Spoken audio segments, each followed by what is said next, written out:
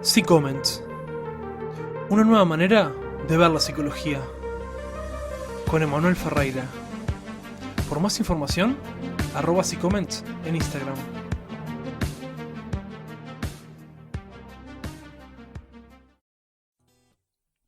Hola, muy buenas, bienvenidos a Psicoment. Yo soy Emanuel Ferreira, estudiante de psicología, y en este programa vamos a estar hablando del post-pandemia. En esta oportunidad contamos nuevamente con la presencia de Felipe Orejuela desde Colombia. Hola Felipe, ¿cómo estás? Hola Manuel, muy bien, gracias. Me alegra verte nuevamente por este espacio y contento de poder partir con cada uno de nuestros televidentes. Sí, lo que te iba a decir, bueno, estuvimos hablando previamente, ¿no? De todo esto. Me contaste que estabas haciendo un trabajo sobre el post-pandemia y más o menos analizando lo que va a ser el post-pandemia a nivel cultural, a nivel social. Ya, o sea, también a nivel educativo, pero ya lo tocamos anteriormente en el otro podcast que hicimos. Y me gustaría enfocarnos más que nada ahora en estos puntos nuevos, en el punto social, en el punto cultural, quizás un poco en el punto de la salud, y más o menos contar cómo ves vos el mundo post pandemia. Bueno, para entender el mundo post-pandemia es entender principalmente que si bien lo que vivimos en este momento es un virus, no es solo las implicaciones que ese virus tiene en nuestra salud, sino las implicaciones sociales y culturales que vienen después del virus. No por el virus en sí mismo, sino por el fenómeno de la pandemia, por el fenómeno de la cuarentena. ¿Qué pasa? Afectaciones en el modelo económico, afectaciones en la forma como nos comunicamos, y eso lleva que entender la pospandemia requiere tener presente 4 áreas: salud, economía, cultura y educación. De esas 4 áreas integradas entre sí nos permiten tener una mirada mucho más clara de qué va a pasar, no solo para entenderlo, sino para saber qué podemos hacer frente a ello. De hecho, uno de los pilares ahí es precisamente la cultura. O ¿Por qué sea, la cultura? Porque la cultura es uno de los elementos que nos permite como configurarnos y entendernos como seres humanos, como personas. La cultura se expresa de diferentes maneras, desde nuestro lenguaje, nuestra forma de hablar, hasta la música, la pintura, el teatro. Ese, de hecho, es uno de los pilares que nos va a permitir a nosotros salir resilientes, es decir, aprender de esta situación y seguir funcionando como seres humanos después de esta pandemia. es que tiene mucho sentido en el hecho de que nosotros somos seres sociales. O sea, tenemos que Ujú. vivir en sociedad, y si vos te pones a pensar, la cultura, el arte, es algo que uno hace para compartir. Ujú. Entonces es como que tiene sentido que sea uno de los pilares fundamentales. ¿Vos qué campañas ves que se hayan hecho o qué campañas te gustaría que se hagan en pro de la cultura y del arte como para superar este post pandemia? Pues ahora que le preguntas, de hecho el campo de la cultura ha sido poco lo que le han intervenido, poco lo que le han aportado. Hace unas semanas, a nivel internacional, lo hablábamos tú y yo en otro momento, se generó un evento de un concierto virtual, Sí. donde diferentes artistas a nivel internacional dieron de manera virtual diferentes canciones, diferentes presentaciones, y eso es una muestra increíble, súper sana, de lo que es la cultura, cómo se acomoda, se adapta a una situación. Eso durante el periodo de la pandemia, pero ¿qué va a pasar después entonces de la pandemia? ¿Qué es lo que uno podría ver como desde este campo de la psicología, esta mirada interdisciplinaria? La idea que a nivel cultural necesita que se transforme utilizando dos medios, lo presencial y lo virtual. El llegar a un punto donde ambas áreas estén integradas y así podamos como llevar la cultura a diferentes niveles. No solo con la música, que es importante, pero también a través de otros medios de arte. Es que el arte, cada uno de nosotros tiene un arte. De hecho, eso hace parte del programa que yo estoy implementando, con el que estoy interviniendo en diferentes sectores, y es de encontrar nuestro arte. Cuando hablamos de encontrar nuestro arte es, sea cantar, sea pintar, o sea cocinar, sea escribir, sea hacer videojuegos, lo que sea. Cada arte, cada persona es totalmente diferente. Pero en la medida en que nosotros logremos descubrir ese arte que nosotros podemos desarrollar, sea cual sea, podemos llegar a otros niveles y fortalecer todo el componente cultural.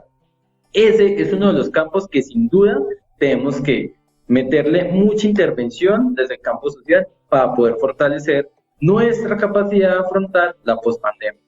Bueno, uno de los ejemplos que vemos en esto, cantantes que sacaron discos en plena pandemia, ¿no? Bueno, por ejemplo, el caso de Colombia, J Balvin, que sacó un disco completo.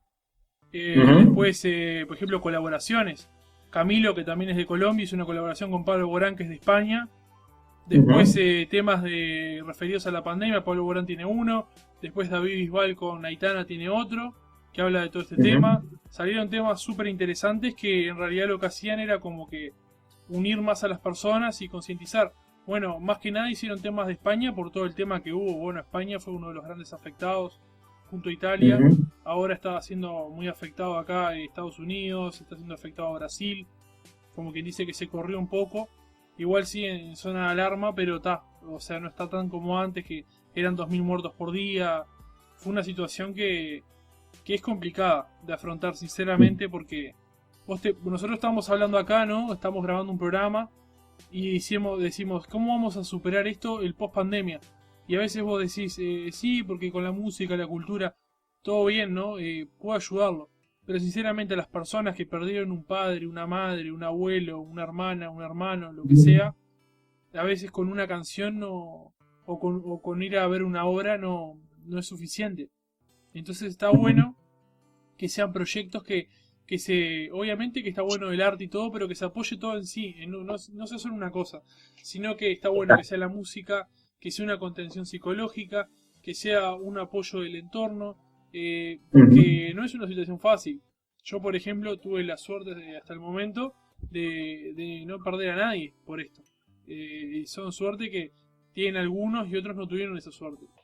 Es una cosa que está muy complicada en todo el mundo y está bueno que todos saquen a relucir eso que les gusta. Bueno, mucha gente, como verás, empezó a cocinar, mucha gente empezó a escribir, mucha gente empezó a leer, mucha gente se empezó a animar a hacer lo que realmente quiso hacer siempre. Entonces ujú, te pones a cuestionar qué tan importante a veces es que veamos que nuestra vida pende de un hilo para ser felices o hacer lo que nos hace felices. Y eso ya empieza a tocar lo que es el asunto del bienestar emocional. Y ahí es cuando empezamos a articular, que como tú lo dices, no es solo la música, no es solo la cultura, sino cómo la articulamos con otras áreas. La salud mental, nuestro bienestar emocional, hace parte de lo que es la salud.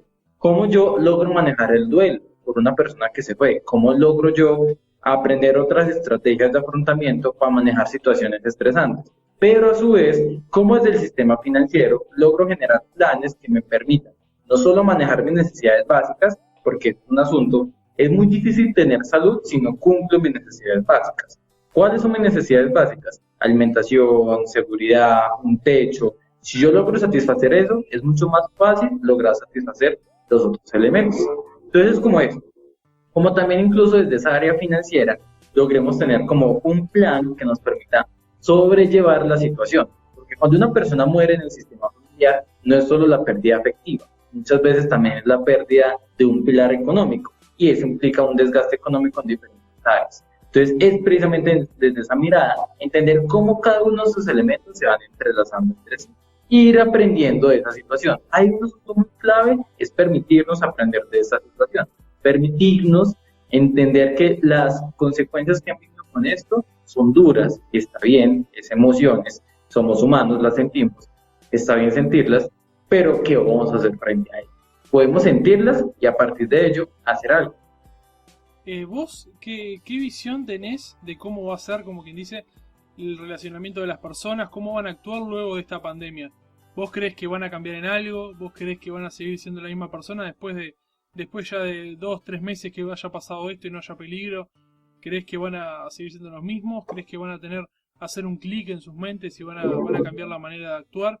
No en el hecho de que mucha gente lo toma como que el consumismo o el capitalismo o todo lo otro, sino en el hecho más profundo, más personal, ¿no? En el hecho de cómo te relacionas con los otros, la importancia que tenés con los otros, porque mucha gente, con todo esto, ha hablado mucho más, se ha relacionado mucho más con amigos, con familia que antes en su vida habitual no lo hacía.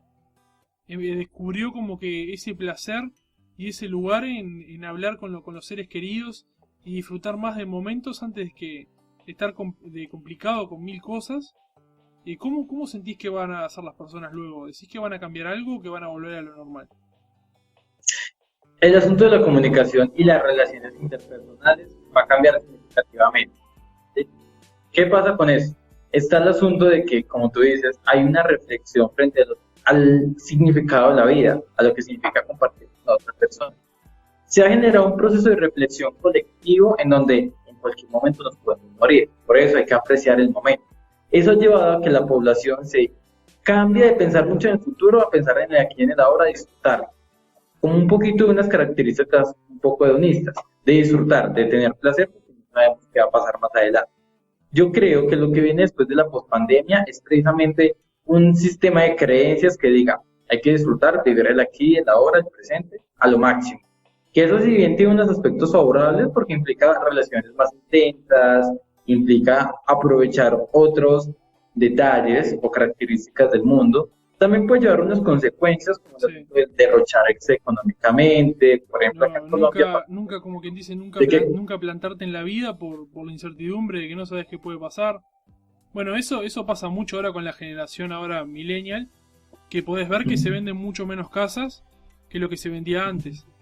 Son personas que no tienen seguridad y no dicen, ah, no, mirá, me voy a quedar acá y voy a establecer mi vida acá. Tienen una cabeza en la cual no saben si el año que viene están acá o el año que viene están trabajando en Nueva Zelanda o están en Europa, no saben, o sea, es un poco también... ahí hay un asunto con los millennials. Precisamente no es que no sepan qué quieren, sino que su sistema de necesidades es totalmente diferente a lo que la sociedad les ha impuesto. Claro, Precisamente ellos rompen con todo lo que son necesidades sociales. Socialmente se construye la idea de que para uno estar bien, uno necesita casa, carro y trabajo fijo.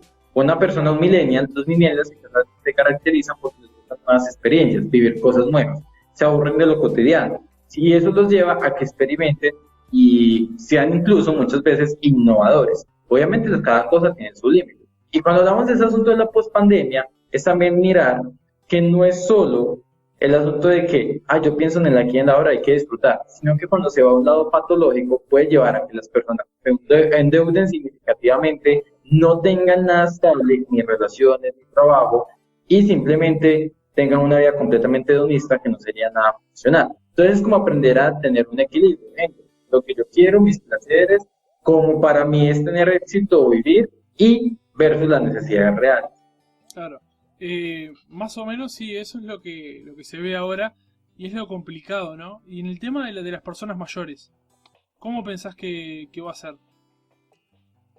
El asunto con las personas mayores, que están en la etapa de vejez principalmente, es un asunto delicado, porque eso implica que va a haber mucho más cuidado. Si bien a nivel global se ha generado una mayor sensibilización sobre el autocuidado, es decir, las conductas que tengo que hacer para preservar o conservar mi salud física y mental, a nivel del adulto mayor no es solo un proceso que el adulto mayor haga, sino que su sistema familiar o su sistema cercano de apoyo, todas las personas alrededor, ya van a generar una burbuja de protección hacia esa persona.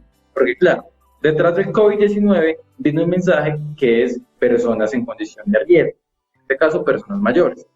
Como eso está incluso científicamente, algunos epidemiólogos han comprobado que el virus va a permanecer mucho tiempo. Eso va a llevar a que las personas en esta etapa de vida, en la etapa de la vejez, van a ver, la sociedad los va a envolver una burbuja de protección que puede tener algunas implicaciones positivas en el sentido de que la salud física se va a preservar, pero algunas implicaciones de pronto disfuncionales a nivel de la salud mental, porque van a tener muchas restricciones para hacer actividades, para salir o compartir con personas.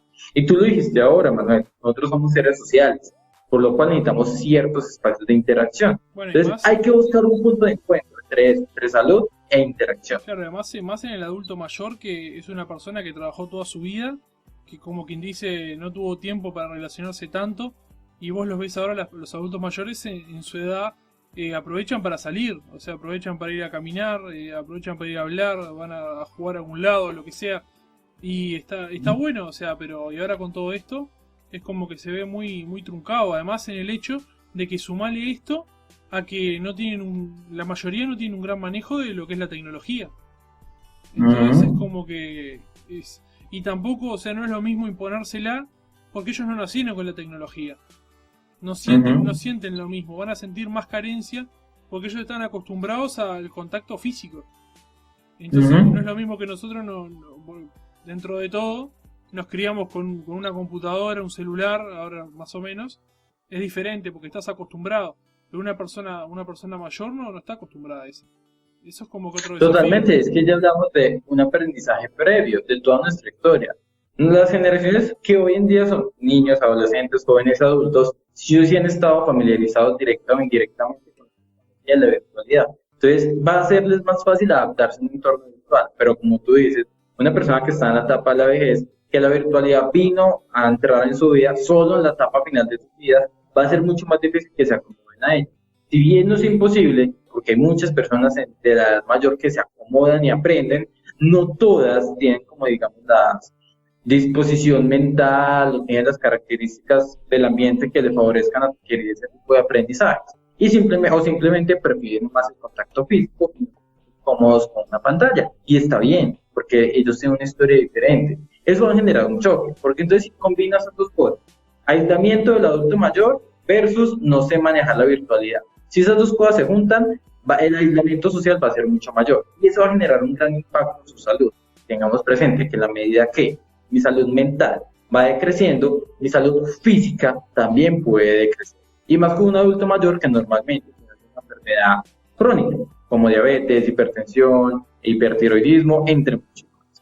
Sí, no, es lo complicado de como que se junten esos dos factores que son muy comunes. Tampoco es que son factores que son difíciles de que aparezcan. Y es difícil de imaginarse, ¿no? De la situación esa y cómo la podrían sobrellevar. Después está el hecho también el otro extremo, los niños. Que, o sea, los niños también precisan de salir, jugar, relacionarse, o sea, es complicadísimo. O sea, esta situación la verdad que como afectó y tomó por sorpresa a todo el mundo. Bueno, al principio en todos lados, en América Latina, todos burlándose, el coronavirus, coronavirus, coronavirus, y no creíamos que iba a llegar acá. No, eso es lo que pensábamos. O sea, nosotros en enero, febrero estábamos riéndonos y diciendo, no va a llegar acá, no va a llegar acá, y en 2 segundos ya aparecieron los primeros casos, empezó los aislamientos. Hay países que están dentro de América más perjudicados que otros, pero es una cosa que para mí que tendría que ser un plan en conjunto. No sé cómo decirte, pero tiene que ser algo más general a nivel global o a nivel regional, ¿no? Tipo en América, podría decir América Latina, porque vos te pones a pensar y hay que ayudarse entre todos, ¿no? Un poco, porque si no se va a poder salir de la manera correcta, porque hay países que están, mismo dentro de América Latina, más perjudicados por ciertas cosas o factores que han tenido o decisiones que han tomado, pero vos te pones a pensar y somos todos personas. Por más que tengan una bandera arriba, somos todos personas y estamos luchando por lo mismo. Y es que precisamente ahí es entender el enfoque comunitario, de que uno a uno es una cosa, pero cuando hacemos intervenciones a nivel general, a nivel social, comunitario, el impacto es mucho mayor. Y es entender que precisamente todos los seres humanos hacemos parte de un engranaje grande. Si uno mira un reloj, por hacer una analogía, un reloj tiene muchas piezas, unas grandes y otras pequeñas. Si le falta una, así sea la más pequeña, el reloj deja de funcionar, porque todo es un conjunto. ¿Listo? Lo mismo hacemos nosotros como sociedad. El hecho de que nosotros podamos aprender de eso y podamos sobrellevar la situación implica que todos aprendamos a funcionar como un engranaje, ¿listo? Donde cada movimiento de cada sector influye de manera positiva o negativa en todo el sistema, dependiendo de cómo se haya movido el engranaje. Entonces es importante que nosotros precisamente generemos conciencia dentro de todo el proceso a nivel individual y colectivo de cómo es ese funcionamiento a nivel de todo el engranaje y a partir de esa perspectiva poder entender que todos hacemos parte de un todo y que si trabajamos como un todo podemos alcanzar grandes cambios. ¿Se están haciendo planes entre países para colaborar y eso? ¿Entre países o dentro del país? No, entre países. Unirse a algunos países como para, por ejemplo, los más afectados, ayudar en algunos términos a los más afectados o algo de eso. No tenés... He escuchado, según lo que he leído, en la Unión Europea, precisamente por las características de ellos, se han generado como convenios de colaboración entre ellos.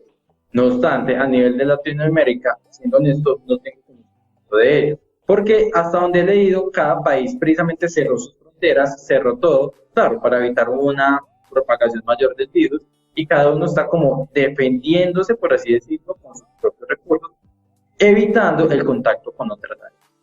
Sí, no, es que te pones a pensar este tema, o sea, afecta mucho más por el hecho que vos decís el cierre de fronteras y todo. Bueno, con el tema que pasó con Venezuela. Bueno, Brasil fue uno de los principales que se abrió mucho a la ayuda de los venezolanos que estaban saliendo del país y abrió la frontera y les dio alojamiento. Después, en el tema que también hicieron en Colombia, en la frontera hicieron el Live Aid para la gente en favor de Venezuela, con muchos artistas, como decís vos, la cultura, apoyando a los movimientos sociales. Y la verdad que es que te pones a pensar y decís, hay tantas ideas para hacer, pero esto nos tomó tan por sorpresa y dejó la tecnología tan obsoleta que no sabes por dónde arrancar. Es que al principio de tanto que tenés, te das cuenta que no tenés nada. Eso es como una reflexión que me quedó. Porque de tantas cosas que tenemos, al final no tenemos nada, porque no tenemos ni de sentarnos en la esquina a hablar con unos amigos, tomar un mate, tomar una coca, un refresco, una cerveza, lo que sea. No tenés eso de salir a bailar y divertirte un rato. No tenés ir a saludar a tu familia. Es una situación que a veces te pone a repensar qué es tener, ¿no? ¿Qué es qué es tener algo? Pues bueno, ahí precisamente el concepto se transforma, porque uno puede que sí lo tenga, pero lo tenga de una manera diferente. Pues las situaciones se transforman. Por ejemplo, aquí en Colombia hay un colectivo empresarial que trabaja con la comunidad LGBT y ese colectivo, en asociación con otras empresas o fundaciones LGBT, han generado una marcha del Pride, una marcha del orgullo gay virtual. Y es precisamente que se sigue manejando, pero se transforma a otro medio. Incluso a nivel social, uno puede ver ya, digamos, con sus grupos de amigos, todo el mundo. Muchas veces se hacen reuniones por Skype, o por WhatsApp, o por Facebook, por diferentes áreas. Queda que entonces vamos a reunirnos mañana, compremos una cerveza. Entonces cada uno se compra cerveza por su lado y se reúnen y toman cerveza mientras charlan. Sí, pasa que no es lo mismo, no es lo mismo eso de estar, compartir una bobada, igual te pones a jugar a las cartas y tomar algo, comer algo, o sea, es que le falta ese toque de humanismo, ese toque de humanidad. Ese toque del calor humano, no lo niego. No digo que sea mejor o peor, simplemente que se transformó, que es diferente. Sí. Sigue presentándose la interacción, pero es diferente. Ahora, como nosotros estamos socialmente y cerebralmente, nosotros requerimos ese contacto humano, por eso se genera esa necesidad. De listo, estoy supliendo esa necesidad temporalmente, pero necesito que en algún momento llegue a manejarlo presencialmente. Y eso se empieza a manejar poco a poco. ¿Listo? Eso, digamos, dentro de los espacios que va dando la pandemia, poco a poco se va a ir generando un contacto. Digamos, aquí en Colombia no se permiten fiestas ni nada por el estilo, pero en ciertas áreas uno puede ir a hacer una visita o que vengan a hacer una visita, pues 1 o 2 personas, algo así, corta, con todos los implementos de seguridad, pero algunas personas lo hacen, ¿cierto? Dependiendo pues del sector donde se encuentren. Es como, según las medidas que vayan soltando el gobierno ya dice como, bueno, eso se puede ir haciendo, se puede ir interactuando un poco más. Y ese es el asunto de que nosotros no vamos a caer por completo en la virtualidad, pero algo sí es cierto. Después de esto, el mundo sí se da cuenta que la virtualidad funciona y nos puede salvar de muchas. Y que incluso muchos trabajos, en la mayoría del tiempo, se pueden hacer virtuales. Entonces vamos a llegar a un punto en que la virtualidad y la presencialidad se convierten simultáneamente. Porque incluso el asunto de la virtualidad ahorra tiempos, ahorra desplazamientos, ahorra gastos. Entonces son como muchos beneficios. Sí, obvio, la verdad que eso también son puntos positivos que está bueno tocarlos porque sí son reales. El tema del tiempo, el traslado, los gastos, ahorras mucho en el tema comida. Ahora la gente está trabajando de la casa y ahora se pone en la casa, agarra en 5 minutos y se hace un arroz o lo que sea y come, no tiene que andar gastando 200, 300 pesos en un menú. Bueno, de acá, digo, allá ese cambio diferente de plata, pero sí es así. Bueno, como para ir cerrando, ¿te gustaría tipo decir alguna idea o algún pensamiento que consideres importante como para decir? Bueno, sí, la verdad es que hay esperanza. Hay formas, lo podemos manejar. No nos enfrasquemos mucho en lo que pasa. Las emociones bien, y está bien sentirlas, pero también como que vamos a hacer con ellas. Empecemos a pensar en nuestro arte, en nuestro proyecto personal, en lo que nosotros queremos para nosotros. Empecemos a construirlo, rayémoslo, hagamos una pancarta, visualicémonos, como sea nuestra mejor estrategia. Sin lugar a dudas, todo este proceso de la pandemia nos va a generar muchos aprendizajes y vamos a lograr salir más fuertes mentalmente de ello. Pero está en nosotros generar esa fortaleza, que nosotros asumamos una perspectiva o una percepción, sí, sobre esa situación, sobre el tipo de aprendizajes que tiene en mi autocuidado, en mi bienestar. Tú lo dijiste ahora, mucha gente ha empezado a hacer actividades que a ellos en verdad les gustan, de verdad les apasiona. Entonces es eso, la pandemia nos ha hecho tomarnos una pausa cuando mantenemos muy ocupados, nos dice, hey, tómate una pausa, Bueno, piensa en ti. este programa es un ejemplo de ello. Yo la verdad que lo tenía hace un tiempo en la mente y consideraba como que era algo difícil. Bueno, yo soy un estudiante aún todavía y en el hecho de poder conectar con psicólogos de distintas partes del mundo lo considero importante. O sea, porque yo fui, te hablé con toda mi humildad, te planteé la idea de hacer el primer programa en aquel momento y es algo que obviamente que yo, o sea, en el momento decía, está, o sea, si me dice que no y me dice, ¿qué estás haciendo? Tiene toda la razón, porque ya, este tipo viene acá, todavía no es psicólogo, y me viene a plantear a mí hacer esto, lo otro. Y la verdad que es algo que esto de la pandemia me ayudó también, un poco, porque también la gente ahora toma más normal también el tema de las videollamadas y todo eso, y como esto es un formato mediante videollamadas, está bueno hacerlo y la gente está como más propensa a eso, y le está dando como más lugar.